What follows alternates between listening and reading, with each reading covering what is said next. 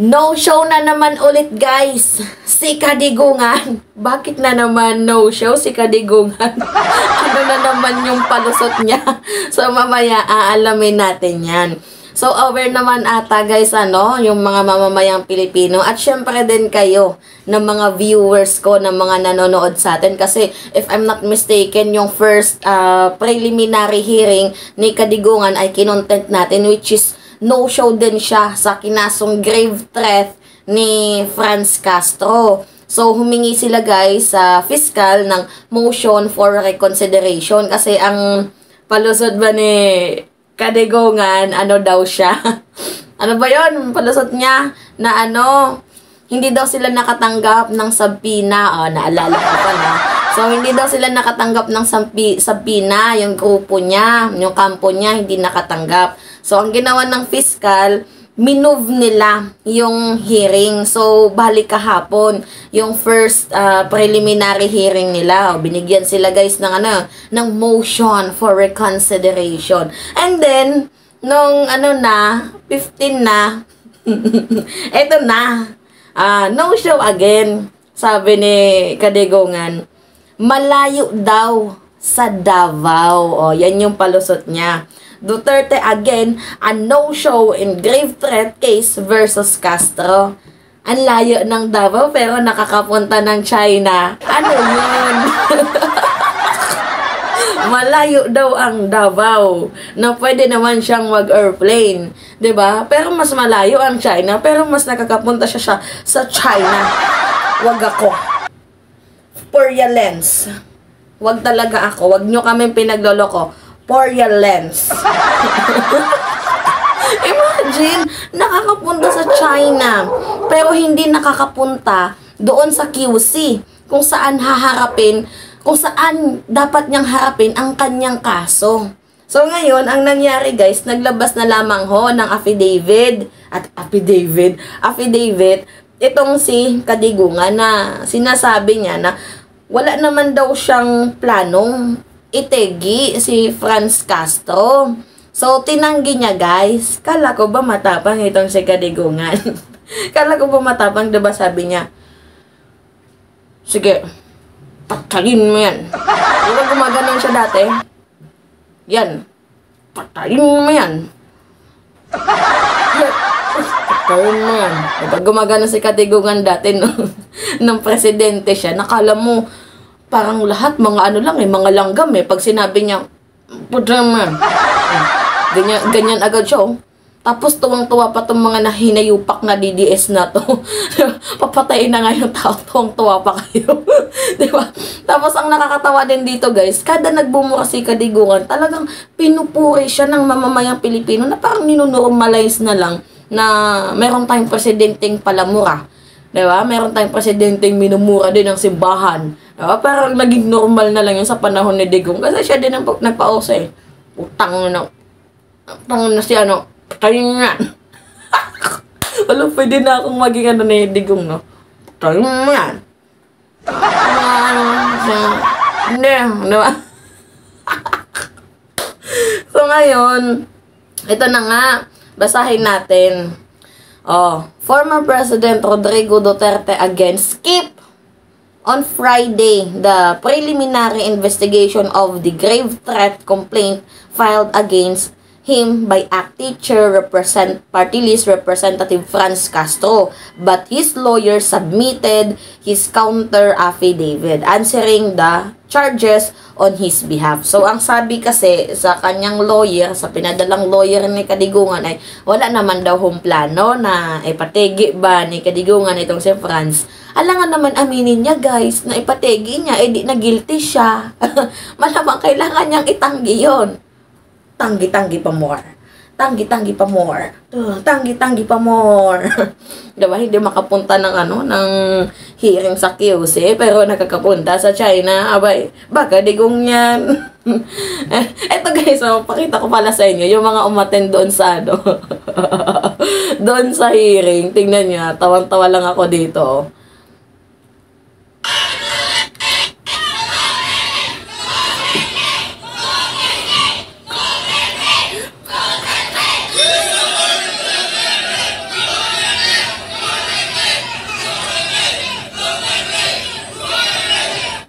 Di ba? Kala ko ba? 32 million. Bakit parang 32 person lang? Kinulang ba ang budget? Kinulang ba ang management? Kinurap ba ng staff yung pampakain at 500? Tingnan nyo, parang mga muntang ako. Tingnan nyo guys.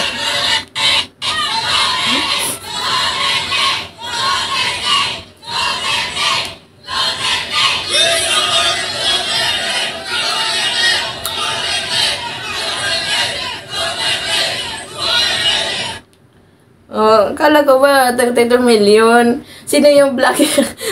Natawa kasi ako, guys. May akong isang vlogger na nag-promote na pumunta daw tayo doon sa sa QC kung saan didinigin tong kaso ni Digong. Tapos siya mismo hindi pumunta. Nakalimutan ko yung pangalan ng vlogger na yun. Hindi si Badong kasi si Badong, si Badong gago din yun eh. Imagine. Nihaya din ni Badong yung mga tao na pumunta doon. Tapos ang ginawa lang ni Badong, pinagkakitaan niya yung mga kalista. Ang ginawa niya, kinontent niya, nag-vlog lang siya. Tapos pagkatapos doon, gumora na yung lolo niyo. Gago. Anyway, going back sa ating topic. According to Castro, Duterte lawyers appeared in the Quezon City prosecutor office to present the counter affidavit of the former president, which the letter subscribed before a prosecutor in Davao City. Hindi na naman dumating si Pangulong Duterte. Meron silang binigay ng manifestation. Dahil malayo daw yung lugar. Malayo daw yung lugar pero sa China, nakakapunta sila. Bakit nyo naman kami ginagalit? Di ba nakakagago? Pambaliw. Di ba? Malayo daw yung lugar sa Pilipinas kung saan didinigin ng kaso. Pero sa China, nakakapunta kahit nakatungkod pa sa Sigungoy. Putang ina niya. Anyway, natanggap na namin ang counter affidavit. It's now up to the fiscal to resolve the case. So, the congresswoman who accused Duterte for threatening her life following her criticism of his daughter, Vice President and Education Secretary Sara Duterte, said the prosecutor might issue a resolution by January, but there is no definite date yet. Castro expressed optimism that she has a strong case against the former president. Anyway, itong kaso naman kasi ni Franz Castro, parang timang din naman kasi itong si Franz Castro. Bailable din naman kasi to guys, kasi hindi naman talaga totoong ginawang tinegi siya. Bailable to, so ano lang yan? Echos lang yan ni Digong. Echos lang din to ni Franz Castro. Anyway, pero sa akin guys kasi diba sabi ni Digong nire-respeto niya ang korte ng bansang Pilipinas. So, sasama lang daw siya kapag korte ng Pilipinas ang gumalaw sa kanya. So, diba, sinabi mo na sa sambayan ng Pilipino na nire-respeto mo ang Philippine Court. Pero, bakit hindi ka nag-show up? Diba? Hindi mo na nga nirespeto ang ICC, pati ba naman ang Philippine Court, hindi mo pa nirerespeto. Gigil si Mima, ay. Anyway, ako ay naniniwala sa ating council sa merit ng kasong final natin. Nagtitiwala ako na justice will be served.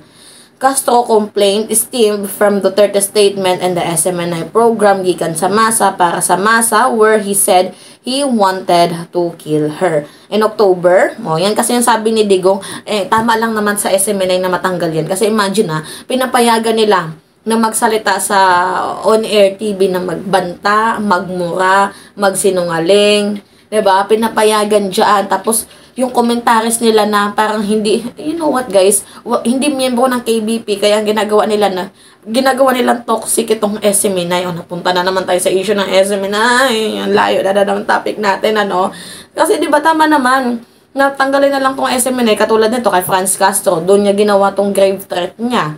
Doon siya nag-grave threat, at the same time, doon nila nilalabas yung mga toxic na na political eme-eme nila sa SMNI. 'Di ba si Harry Roque, diyan na naglalabas si Sal Panelo, 'di ba? Diyan na sila naglalabas ng mga kagaguhan nila. Anyway, tama lang naman na matanggal tong ano na to. Tapos puro fake news din tong SMN. Tama lang naman na matanggal 'yan para maiwasan na yung ganitong scenario again. So, in October, Franz Castro charged against Duterte for saying, ikaw, Franz, kayong mga komunista, ang gusto kong patayin. Kasi, Franz naman kasi, baka namang aminado ka na komunista ka? Di ba?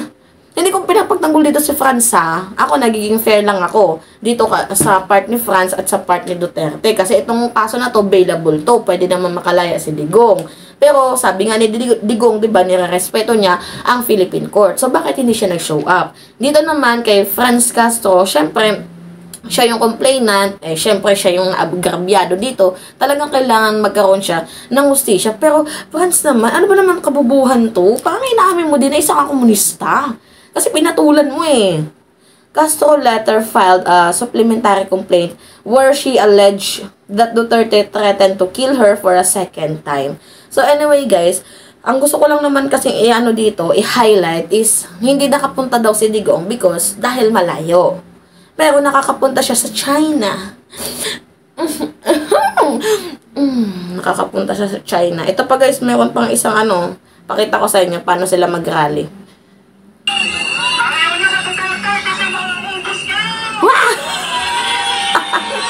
Bo. Duterte.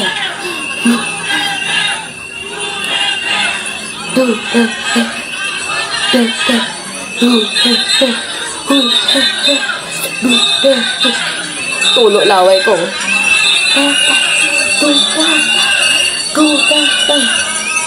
Ano? Nagkakagulo.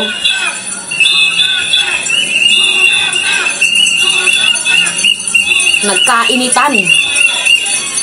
Tapos may mga nagtitinda pa ng ice cream, no?